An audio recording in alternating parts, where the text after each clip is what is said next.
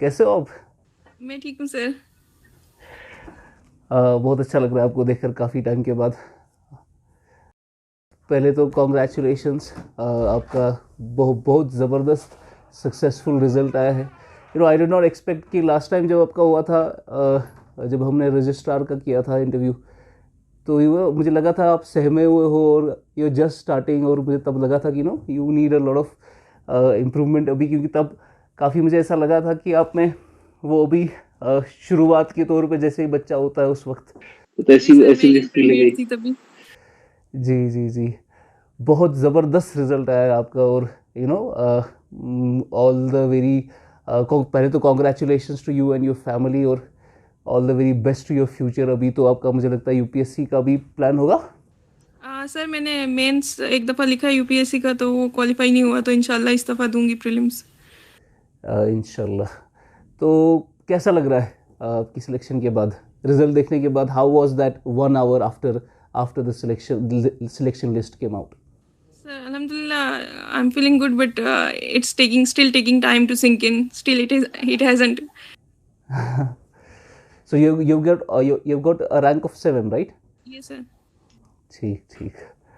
तो बताइए, कुछ शेयर कीजिए, how is it feeling right now? Sir अल्हम्दुलिल्लाह, feeling good, but as I have said that it still hasn't sunk. So like people have started coming and congratulating me, so that's making me feel like that something has happened. Okay. तो आपने शुरू कब किया था? Just share some of your experiences that you had, क्योंकि अभी बच्चे काफ़ी ज़्यादा इसकी इसकी तरफ इंटरेस्टेड हो रहे हैं, क्योंकि रिजल्ट आ रहा है और देख रहे हैं, इतने छोटे छोटे बच्चे क्वालिफाई कर रहे हैं, तो they are getting very much inspired by all of you. तो थोड़ा शेयर कीजिए, हाउ डिड यू स्टार्ट और क्या क्या आपने किया? सर मैंने 2020 के आई वुड से कि जनवरी मतलब स्टार्टिंग, या 2019 दिसंबर से स्टार्ट किया था। तो पहला प्रीलिम्स मैंने यूपीएससी का तब 2020 दिया, 20 का। तो फिर सॉरी मैं कुछ मिस कर रही हूँ शायद, लेकिन 2020 का प्रीलिम्स मेरा क्वालिफाई हुआ। 2019 में मैंने स्टार्ट किया और 2020 का मेरा प्रीलिम्स क्वालिफाई हो गया अल्हम्दुलिल्लाह। फिर मैंने उसके लिए मेंस के लिए मैं चली गई, और इस दौरान इस बीच में मैं जेड में भी रही हूँ। 2019 में मेरा जेड का क्वालिफाई हो गया था, तो जेड में मैं रही हूँ। फिर जब मेरा प्रीलिम्स हो गया तो फिर मैं जामिया आसिया में रही। तो लेकिन तब मेरा मेंस नहीं क्वालिफाई हो पाया, और फिर ये इसका दिया मैंने, ये जो 2021 का प्रीलिम्स था केएस का, तो ये क्वालिफाई हो गया अल्हम्दुलिल्लाह। और फिर वही साइकिल यहाँ तक लेके आई है मुझे। तो पहला ही आपका इंटरव्यू था ये? जी सर, पहला इंटरव्यू था। जी। तो आपने प्रिपरेशन में कौन सा ऑप्शन लिया था मेंस में? जोलॉजी। जोलॉजी।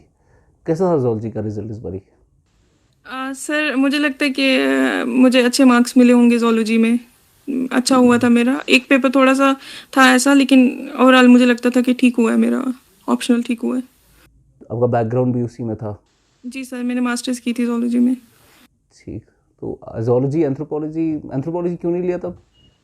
सर क्योंकि मैंने मास्टर्स की थी, तो मुझे लगा कि मैं जोलॉजी को कंटिन्यू कर सकती हूँ, तो मैंने वही किया परस्यू फिर। फाइन। अच्छा, तो 19 में यू स्टार्टेड। तो अच्छा, इंटरव्यू एक्सपीरियंस कैसा था आपका उधर का? सर पैनल जो बहुत हेल्पफुल और बहुत कॉर्डियल पैनल था। तो चेयरमैन सर का मतलब थोड़ी इंटरेक्शन शुरू में चेयरमैन सर के साथ काफ़ी थोड़ी ज़्यादा अच्छी इंटरेक्शन होगी, एनजीओज़ के बारे में काफ़ी हमारी डिस्कशन हुई। कुछ फैक्चुअल सवाल पूछे गए जो मुझे नहीं आए ऑब्वियसली, और बाकी पैनल मेंबर्स ने बहुत कंफर्टेबल फील करवाया। तो उन फैक्चुअल क्वेश्चंस को छोड़ के जो ओपिनियन बेस्ड थे, वो मुझे लगा कि मैंने अच्छे से जवाब दिया। अब मार्क्स आएंगे तो बाकी पता चलेगा कि। तो आपको आपको क्या लगता है, वो उन लोगों के लिए ना जो ये समझते हैं कि इंटरव्यू में अगर आपको कोई क्वेश्चन नहीं आ रहा और आपने बोल दिया कि मुझे नहीं आ रहा, तो उनको बुरा लग जाएगा या वो मार्क्स नहीं देंगे, तो क्या एक्सपीरियंस है आपका कि ऐसा होता? सर जो मैं जैसे आपको बता रही थी कि मुझे बहुत सारे फैक्चुअल क्वेश्चंस, इनफैक्ट बहुत 4-5 एक ही रो में फैक्चुअल क्वेश्चंस पूछ लिए उन्होंने मुझसे।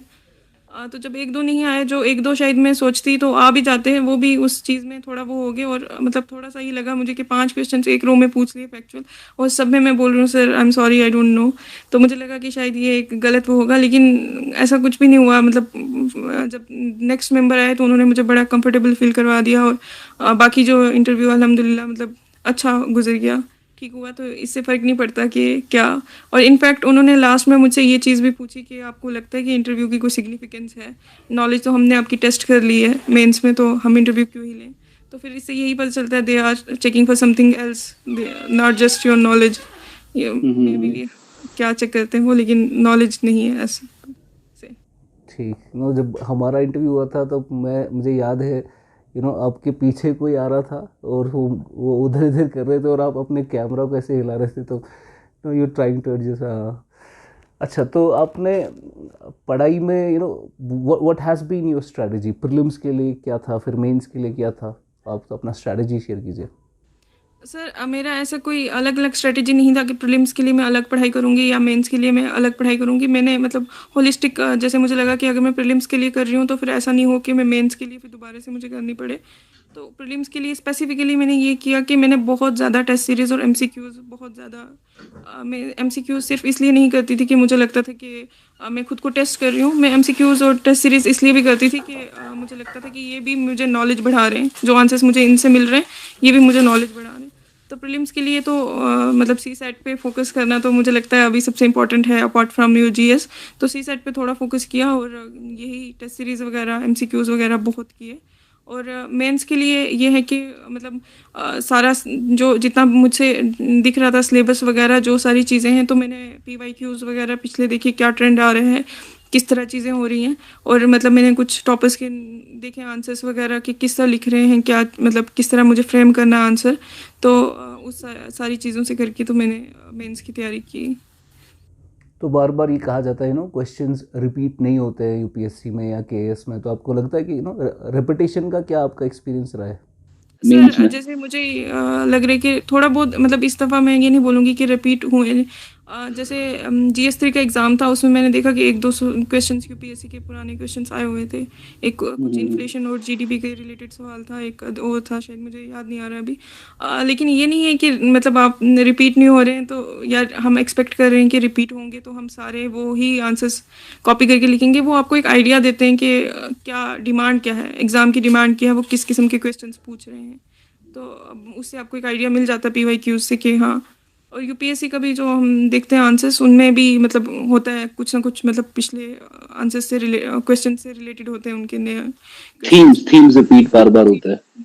जी, तो आपने जो अपने नोट्स बनाए थे वो प्रीलिम्स और मेंस दोनों के एक साथ बनाए थे या सेपरेट? सर प्रीलिम्स के मैंने नोट्स नहीं बनाए। प्रीलिम्स के लिए मैंने वही जो मेरी बेसिक बुक्स थी उन्हीं को मैं उन्हीं बुक्स से बार बार रिवाइज करती रही हूँ। तो मेंस के लिए हाँ मैंने मेंस के लिए नोट्स बनाए थे, क्योंकि मुझे लगा था कि बाद में रिवाइज करने में दिक्कत आएगी। तो मेंस के लिए मैंने छोटे छोटे नोट्स बना लिए थे, हर एक टॉपिक का एक एक पेज पे ऐसे सब कुछ चीज़ें, ताकि जब मेरा एग्ज़ाम हो तो मुझे उनसे रिवाइज करने में आसानी हो। तो प्रीलिम्स का तो वही सारी बुक्स में बार बार रिवाइज कर रही थी, उसके लिए मैंने स्पेसिफिकली नोट्स नहीं बनाए। तो अगर एक एक सब्जेक्ट की बात करें तो जैसे फॉर एग्जांपल चलो हिस्ट्री की अच्छी खासी वेटेज है, तो हिस्ट्री आपने कहाँ से कवर किया? सर प्रीलिम्स के लिए तो वही स्पेक्ट्रम वगैरह से किया, उसके साथ वही टेस्ट सीरीज़ वगैरह जितनी भी थी उन सब के क्वेश्चंस, मतलब टेस्ट सीरीज़ से जो क्वेश्चंस थे उनके नोट्स मैंने बनाए थे। जो मुझे वहाँ से नॉलेज मिली उनके अलग से मैंने पेजेस पे लिख लिए थे। जो जो जितने 400-500 सवाल किए मैंने उनके लिख लिए थे।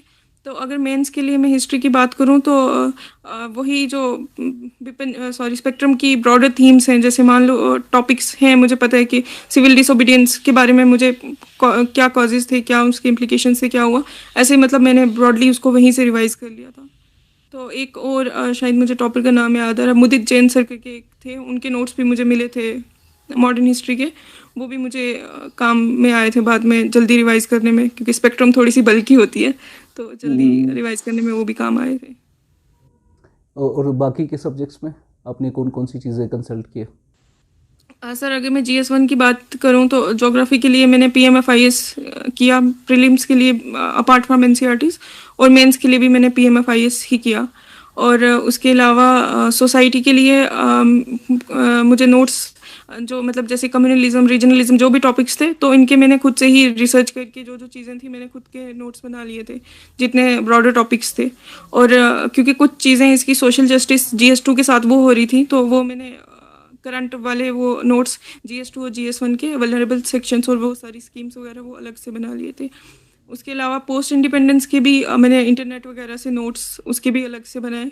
इंटरनेट ही मोस्टली मैंने वो जो कोचिंग मटेरियल्स वगैरह होते हैं उनमें जो मुझे मिला मैंने वैसे किया। वर्ल्ड हिस्ट्री के लिए मैंने पर्टिकुलरली फोरम IS का एक था, वर्ल्ड हिस्ट्री का एक PDF था, मैंने वर्ल्ड हिस्ट्री वहाँ से की। और GS2 का जो है उसके लिए एक ओनली IS का प्रहार आता है, उसका करंट अफेयर्स और बहुत सारी विजन IS का मेंस 365 बहुत सारी चीज़ों से वो मिक्स एंड मैच करके तो नोट्स बनाए मैंने। पॉलिटी के गवर्नेंस के भी ऑनलाइन ही मटेरियल जो मुझे मिला तो मैंने उसी से बना लिए। IR के भी सिमिलरली रिसर्च करके मैंने बना लिए ताकि मुझे बाद में बार बार इन चीज़ों पे बार बार जाना नहीं पड़े। और GS3 का थोड़ा ज़्यादा मसला हुआ था क्योंकि उसमें काफ़ी टाइम लगता है। इकोनॉमी का बेसिक पोर्शन जो है, खासकर जो पहला पोर्शन है जिसमें बेसिक इकोनॉमी है, उसमें काफ़ी रिसर्च मतलब अब उसमें काफ़ी रिसोर्सेज कंसल्ट किए। सोनिया IS की बुक थी और ओनली IS का प्रहार, मेंस 365 और एक और शायद GS कोर का कोई डॉक्यूमेंट था, तो वो काफ़ी मतलब सारी चीज़ें करके वहाँ से GS3 के नोट्स बनाए मैंने। साइंस एंड टेक के लिए और एनवायरनमेंट के लिए?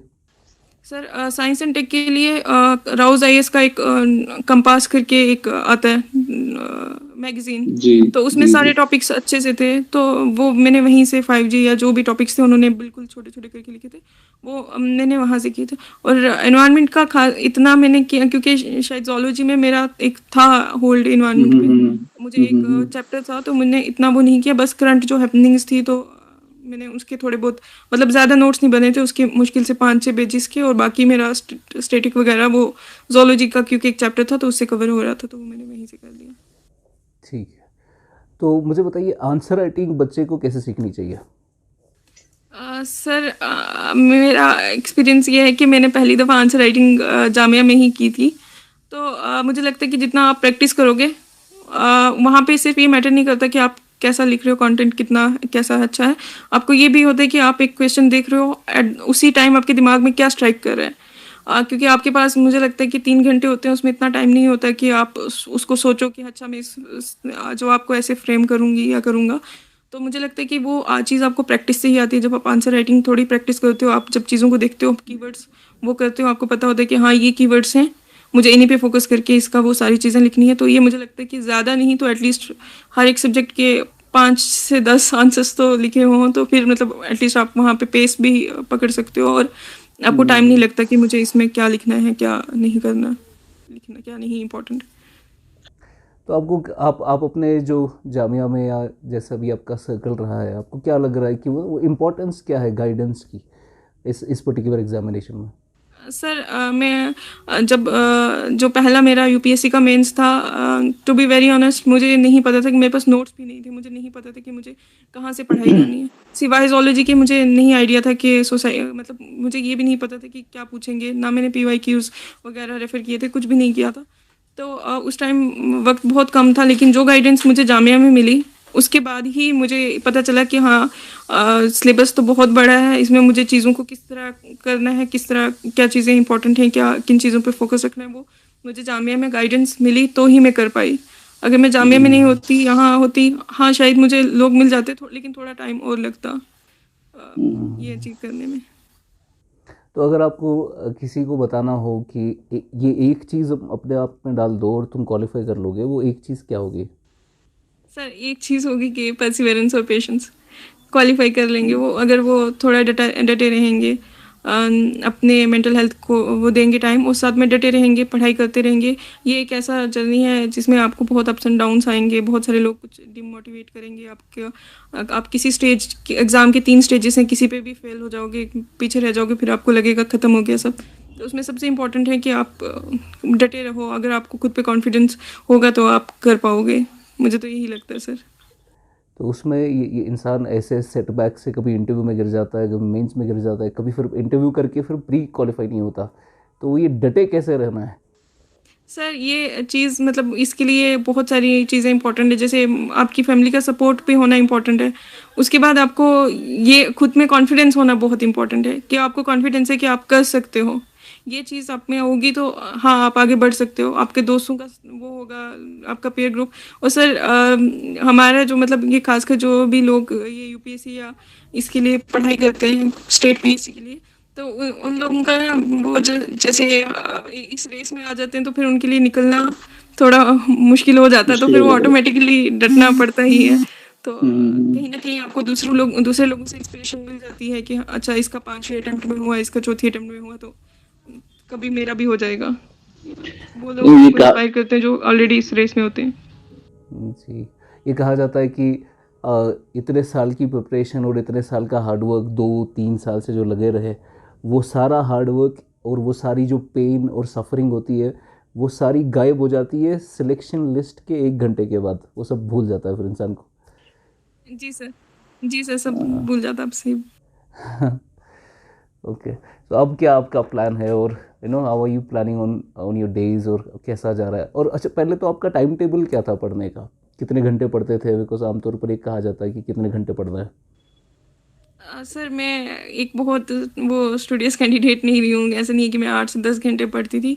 मोस्टली 4 से 6 घंटे दिन के, हाँ लेकिन पढ़ती थी। कभी बीच में ऐसा नहीं होता था कि कभी कभी दिन होते हैं जब आप लो फील करते हो, तो मैं कभी वो कर लेती थी, महीने में एक दफ़ा मतलब कुछ मूवीज़ वो सब देख लेना। लेकिन ये ऐसा नहीं हो मुझे मतलब मेरे सीनियर्स ने बोला था कि ऐसा नहीं हो कि तुम कोई बहुत लंबी ब्रेक्स लेने लग जाओ, फिर मुश्किल हो जाएगा वो फोकस करने में। तो हाँ, चाहे मुझसे 4 घंटे पढ़े जाता था, 3 घंटे 6 घंटे, लेकिन मैं कोशिश करती थी कि मैं रोज़ थोड़ा थोड़ा पढ़ लूँ। फिर जब मतलब जब ज़रूरत पड़ती थी, एग्ज़ाम्स वगैरह होते थे, तो उस टाइम तो थोड़ा ज़्यादा भी पढ़े जाता था, 8 से 10 घंटे भी, वो डिपेंड करता है। और मुझे लगता है ये हर बंदे की उस पर डिपेंड करता है कि वो कितना पढ़ सकता है, उसका सिटिंग पावर कितना है, कितना ये थोड़ा सब्जेक्टिव सा वो है। हम्म, तो किसी को अगर शुरू करना है, तो उसको अभी 10th क्लास में है, तो आप उनको क्या बोलोगे? क्या आपका कैसा स्कीम रहना चाहिए आगे जाने का? सर अगर वो 10th क्लास में है तो मैं उनको बोलूँगी कि अभी थोड़ा सा वो स्कूल लाइफ एंजॉय करें, ठीक है। मतलब तो मतलब ये हो सकता है ग्रेजुएशन के बाद भी शुरू हो सकता है, लेकिन अगर मान लो वो 10th के बाद सब्जेक्ट्स उनको लगता है कि वो बिल्कुल इमीडिएट ग्रेजुएशन के बाद वो ये देना चाहते हैं, तो फिर वो अपनी स्ट्रीम्स वगैरह उसी हिसाब से सिलेक्ट करें। और अगर वो ग्रेजुएशन में हैं तो वो उसी हिसाब से अपने सब्जेक्ट्स रखें जो उनको लगता है कि वो ऑप्शनल में लेंगे, और उसी टाइम से मेहनत करें, मतलब अपना जीएस और ऑप्शनल उसी टाइम से करें, ताकि वो जब निकलें तो पहली अटेम्प्ट में वो दे सकें एग्ज़ाम, उनकी प्रिपरेशन इस लेवल की हो। ठीक ठीक। अगर if you give a message to all the candidates जो भी इस सिविल सर्विसेज की जर्नी में आना चाहते हैं, what would you tell them?